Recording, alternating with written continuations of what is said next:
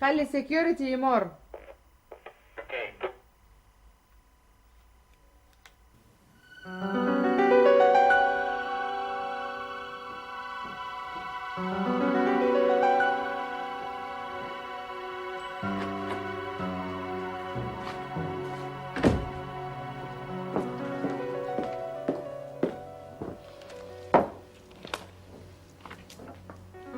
اخباره ايه الراجل بتاع الامن الجديد ده؟ كويس، هيز اندر كنترول، وتقريره من الاداره يطمن.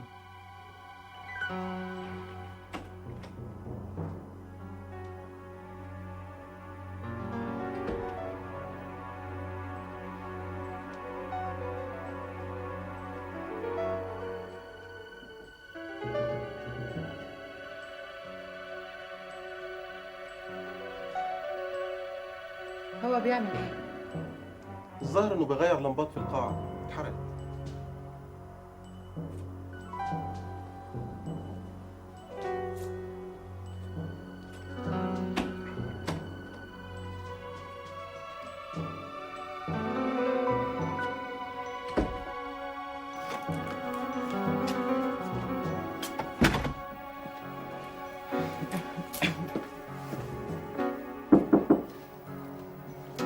ادخل.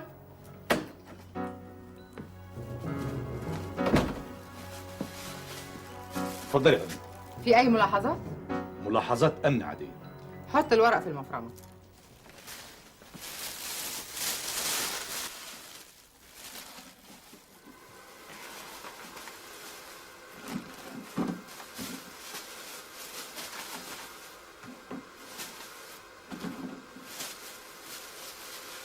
اي خدمات تانية؟ لا خلاص، اتفضل حضرتك.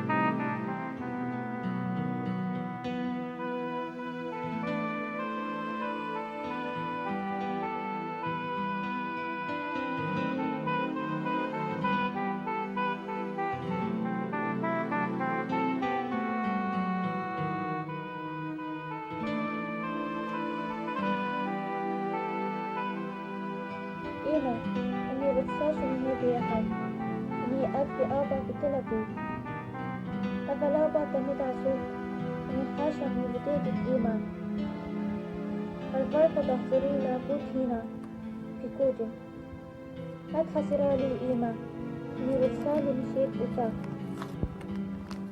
ليك حبيت يا حد يا حليف كاما ملين إيش لي همون دي بريم في إني بتسالي سبيل هالفاي تكبلي خوفش لتبقي إلي هالفاي إيمان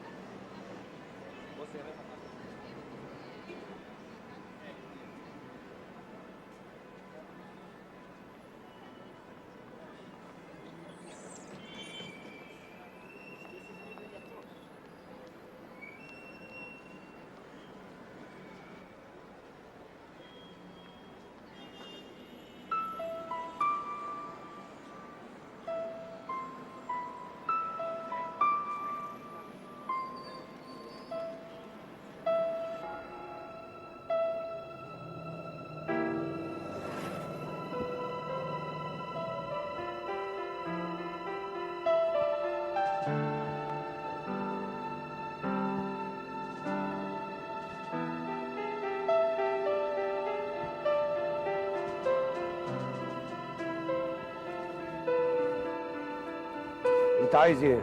اصل الدنيا ساقعه والشمس دافيه؟ والمطر هترخ. بلغهم ان المقابله النهارده اتلغت لان العميل كان اندر كنترول. المقابله البديله بكره.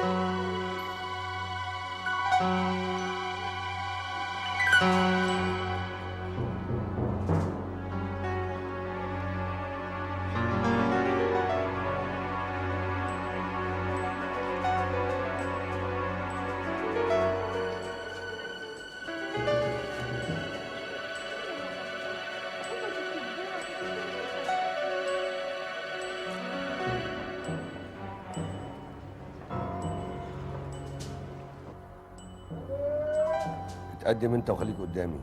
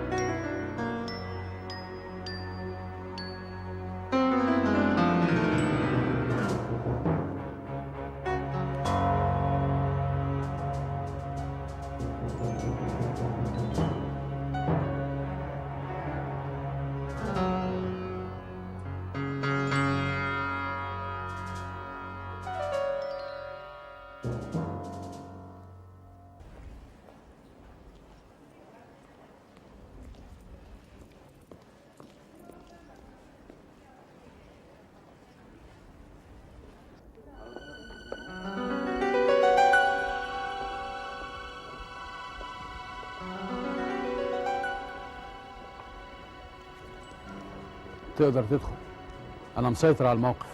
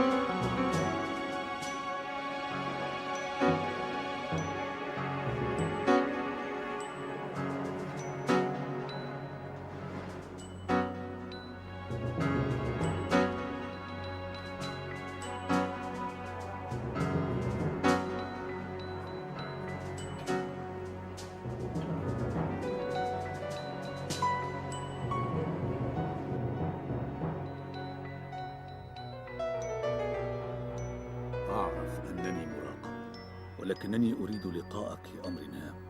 تصرف في إتمام اللقاء.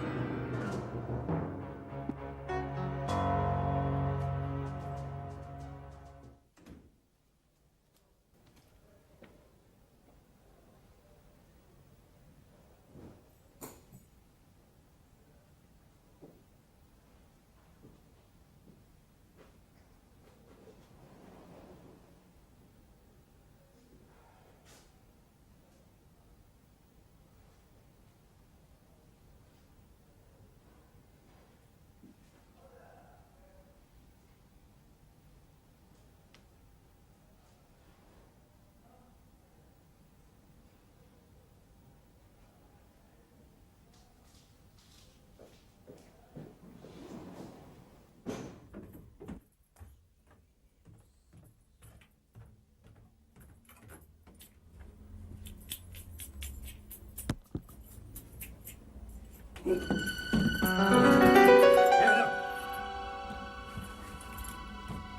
لازم اقابلك. ولا تمام. كان ضروري اشوفك. هات لي التقرير بتاعك. تحب تشرب؟ اي حاجه.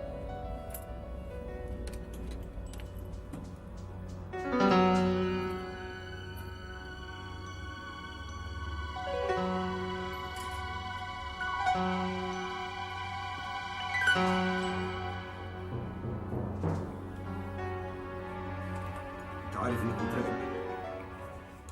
ايوه عارف. هم بيراقبوني. ايه؟ شاكين فيك؟ لا ابدا. دي مراقبه بسيطه كده بتحصل كل سنه. وخصوصا كمان الايام دي بعد ما اتنقلت شركه تاور اللي انا كلمتك عنها زادوا فيها شويه. شركه الملاحه اللي بيحصل فيها اجتماعات لبعض الدول منها اسرائيل؟ بس اللي انت ما تعرفوش بقى وجديد عليك ان الشركه دي تبعهم، ملك الموساد، والسفاره مسؤوله عن الامن فيها. والمجموعه الدوليه للاعمال البحريه اللي انا بعت لك عنها في الرساله بتتقابل هناك وبتجتمع في قاعه اجتماعات سريه. مش غريبه ان مجموعه اعمال بحريه تجتمع في مكان سري ويأمن المكان ده سفاره دوله؟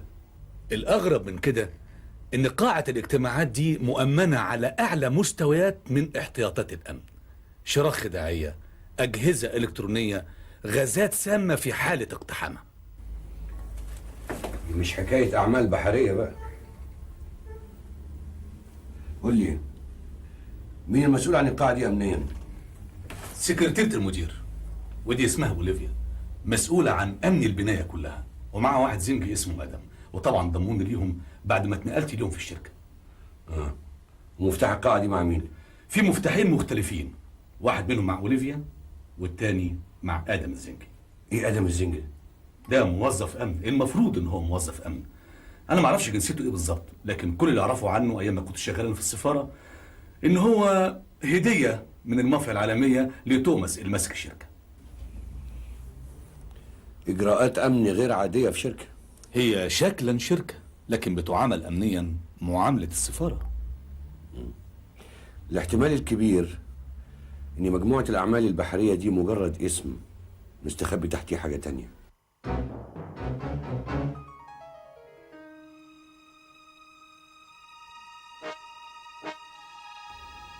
انت قلت لي ان اسرائيل مشتركه في المجموعه دي. ايوه.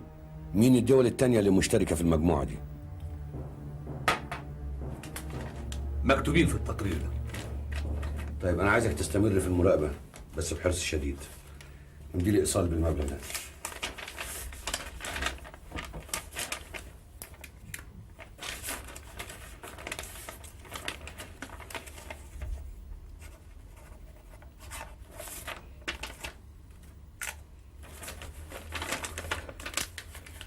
عايزك تجيب لي اكبر قدر من المعلومات عن اوليفيا وادم الزنجي.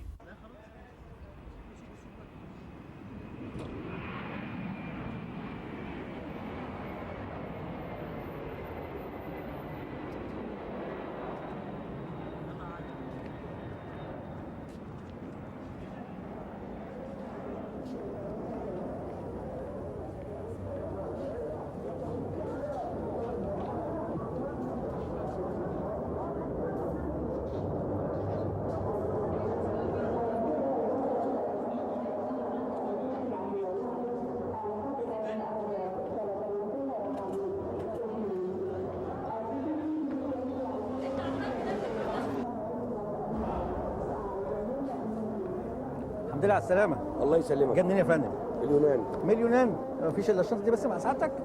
ممكن بعد إذنك؟ تحت امرك.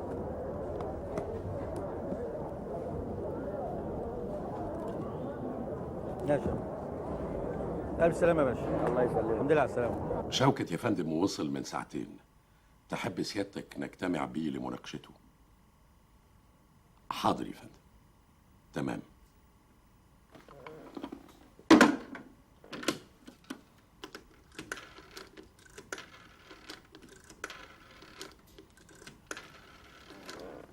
ايوه هنجتمع بشوكت عشان نسمع له الساعة 2 في مكتبي.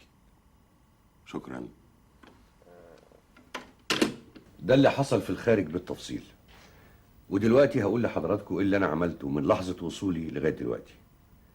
اول شيء ان انا سلمت الاوراق اللي حصلت عليها من العميل 710 لقسم الازهار لإظهار ما يمكن إظهاره من آثار كتابة على الورق، وكمان تجميع كلمات أو جمل من قصاصات الورق الممزقة اللي خدتها من العميل والاستفادة منها، ودي كانت النتيجة.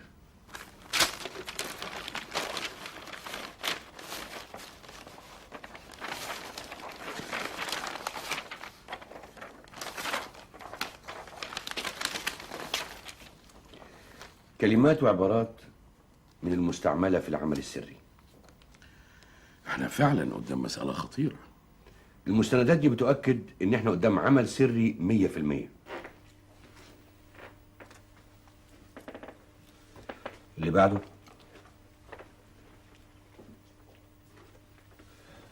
اللي بعده.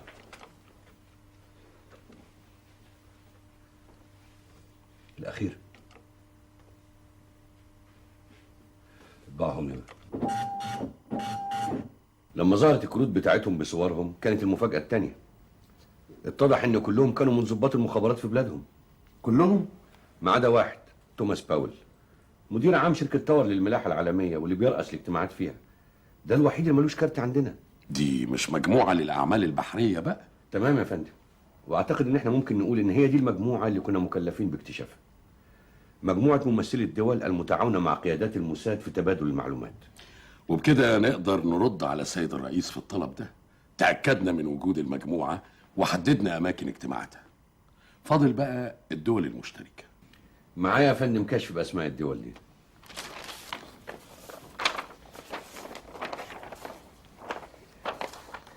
بكده يبقى لقائي بالعميل 710 أفرز النتائج الآتية: 1. معرفة أسماء الدول المتعاونة مع الموساد وأسماء أعضاء لجانها. 2. اكتشاف المكان السري اللي بتجتمع فيه الدول دي. وأهم النتائج كمان إننا نقدر نحدد الدولة اللي أثبت سيادة الرئيس عدم أمانة أحد كبار مسؤوليها في التعاون مع إسرائيل. الدولة دي رقم 6 في كشف الدول المتعاونة مع إسرائيل في السر واللي بتظهر ليها العداء في العلن. وآخر النتائج وهي أهمها إننا هنقدر نحقق طلب السيد الرئيس في الحصول على معلومات من بقى أصحابها.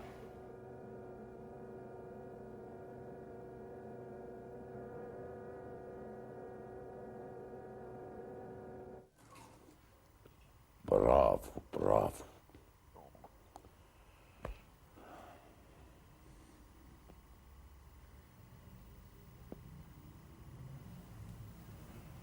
أنا سبتك شوية يا أحمد. أنا آسف يا فندم اللي جبت لسيادتك أخبار ضايقتك. لا، أنت كمان جبت لي أخبار تفرحني،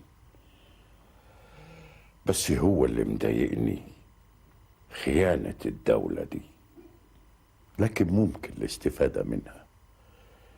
يعني احنا ممكن نحول الضرر اللي كان هيصيبنا إلى ما هو في صالحنا.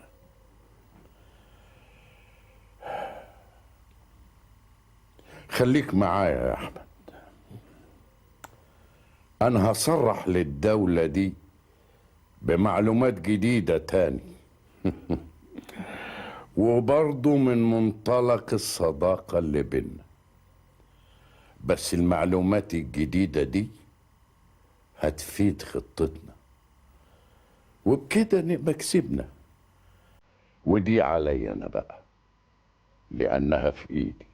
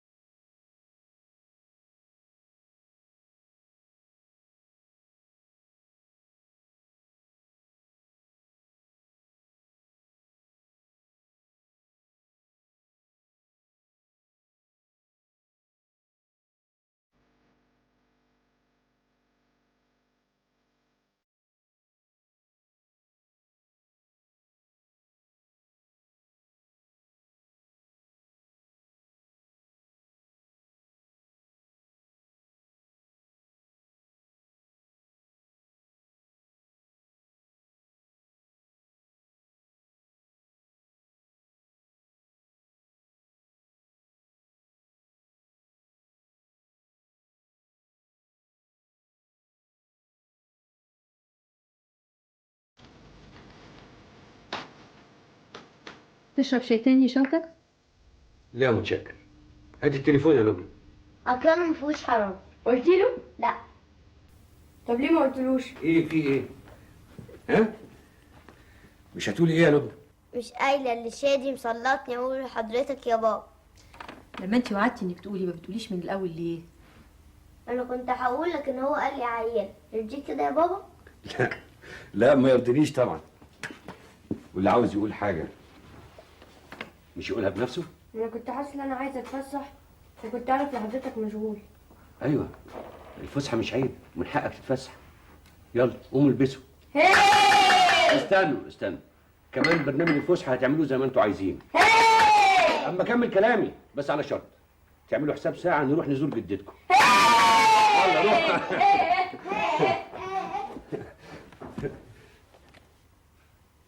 شفت لقم الولاد؟ يعني هم هيجيبوه من بره؟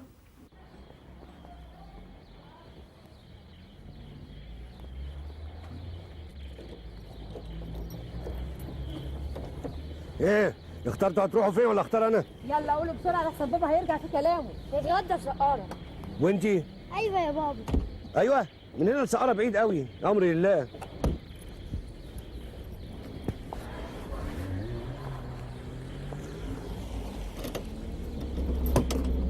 عايزين سيادتك. طب ما كلمونيش ليه؟ يظهر التليفون سيادتك عطلان يا فندم. طب روح انت. حاضر يا فندم.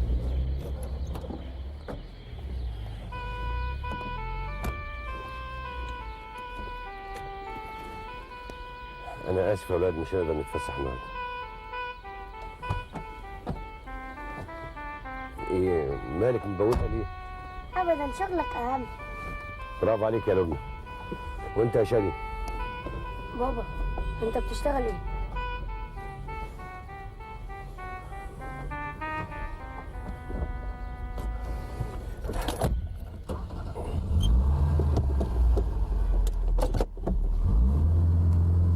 أنا لما قلت لسيادة الرئيس إن عندنا رجالة بتعمل المستحيل كنت صادق، لأني عارف قدراتكم.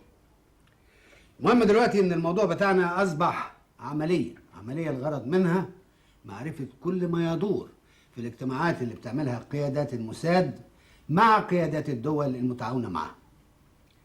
العملية دي هيقوم بها شوكت من خلال اللجنة بتاعتكم. يعني هيضع الخطة ثم يعرضها عليكم للمناقشة ثم للموافقة، على أن تتم بمنتهى الحرص. لعلمكم سيادة الرئيس مهتم جدا بالموضوع ده، وأنا بقترح إنها تاخد اسم قريب من الواقع، وهو صقر سامع.